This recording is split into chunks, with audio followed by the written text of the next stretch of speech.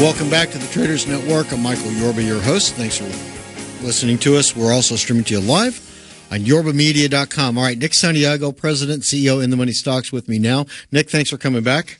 Great to be back, Michael. Thank you for having me. All right, my pleasure. You want to start off with the bank, J.P. Morgan. Yeah, I want to start off with J.P. Morgan because I think we just talked about that stock earlier in the week, and as we said, as long as that stock remains in an uptrend and continues to grind higher, then these markets are going to hold up. Everything is all about the financial stocks right now. As long as these financial stocks are in vogue, and right now they seem to be, the markets, can continue this accelerated move to the upside.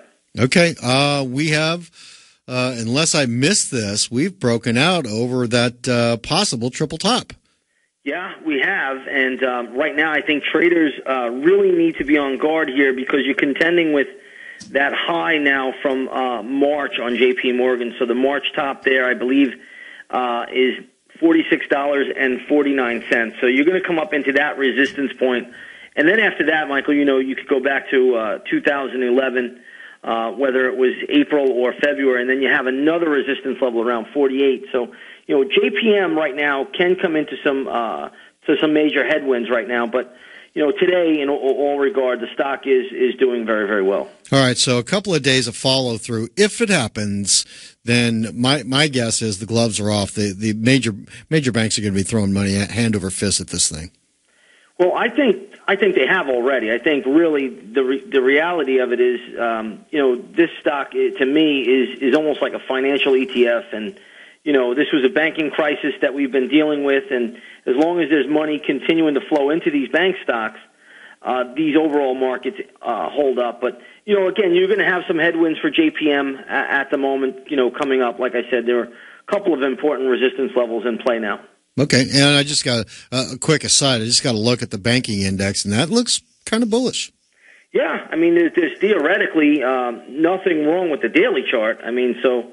the banking index in and of itself is fine, at least at the moment. So we have to accept that. But you do have important resistance levels coming in, even on the KBW Bank Index. If you just look at earlier in 2011, you had a major top put in, I think, in the month of February. So that's a little bit higher, around 56. You have to be careful there.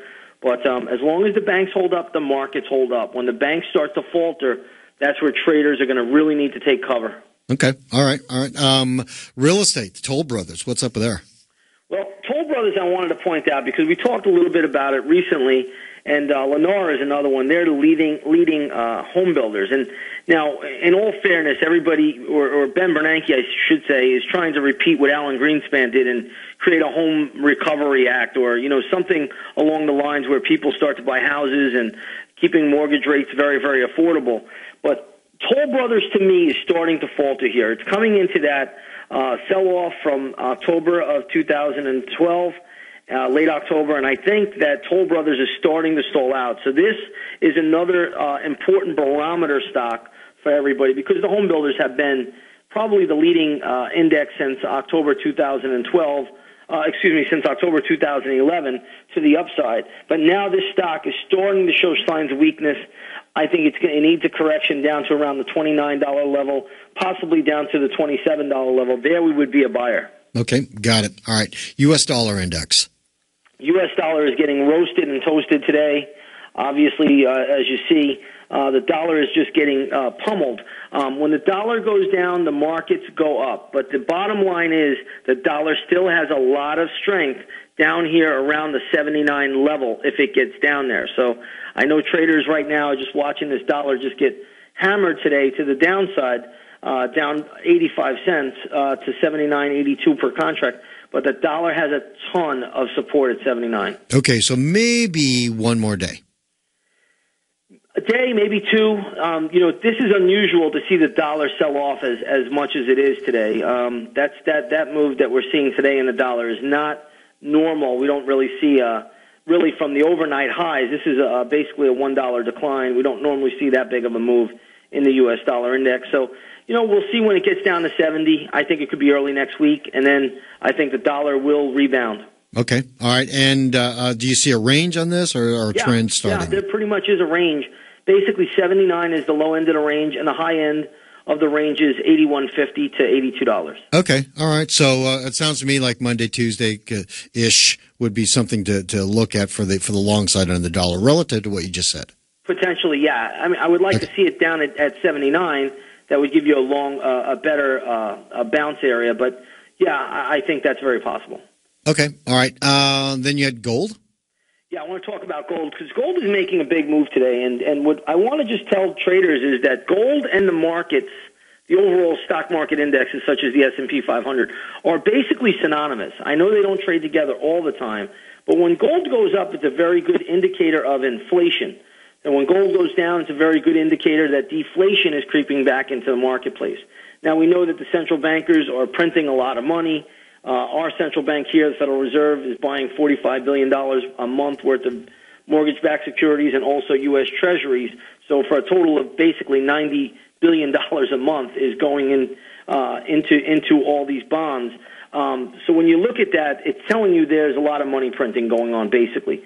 So gold right now holding up very, very well, but I'm still not there on the big breakout for gold just yet. So I think traders need to hold back a while. Let's see how it trades out a little bit and see what kind of pattern it makes on the bigger time frames, and then we'd get more bullish on gold. Right now, I'm still not in that camp that gold is going to make any big run, and the GLD really should not have much more upside than 166. Okay, if it even gets there. And support levels, any thoughts there?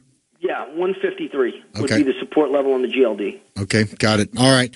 Now, we started off with J.P. Morgan, and you were alluding to the strength in the market by the banking sector. Let's go straight to the S&P. Give me some thoughts there. Well, there's a few different dynamics that are taking place in the S&P. One, if you look at the cash index, we're testing basically those highs from September. It's been a decent move, but the move recently has been on extremely light volume. So I think traders should still be a little bit concerned, but as long as the banks hold up, I think this can push up a little bit more. Now we're coming into earnings season very shortly. I believe Alcoa reported earlier this week. We're going to have Wells Fargo report earnings tomorrow.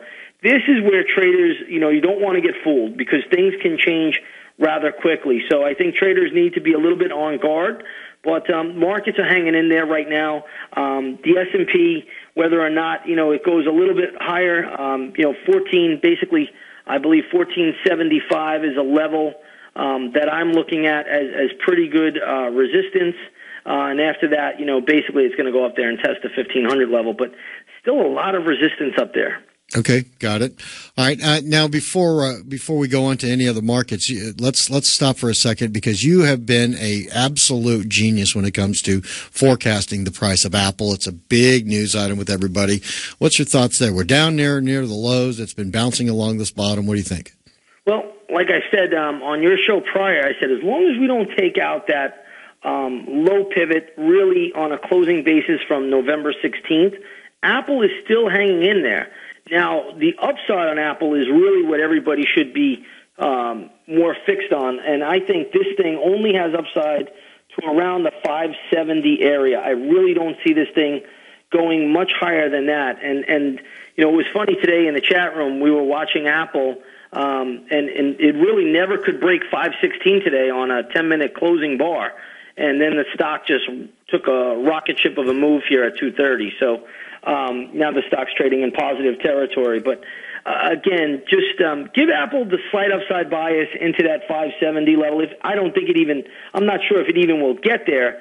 But any close below $500, that's going to be a sell signal for Apple. Okay, got it. All right, we're about out of time. You got any events coming up for our audience? We do. This coming Saturday, I will be conducting the In the Money Stocks Methodology webinar. That begins at 10 a.m. All the details are on our website. Anybody that would like to participate, just come on over to In the Money Stocks and hit our education tab, and you'll have all the details there. It's a boot camp of a day, Michael, about 7-hour training session. Bring plenty of water and food. You'll be there for a while. Absolutely.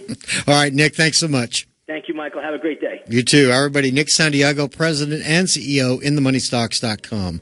On the other side of the break,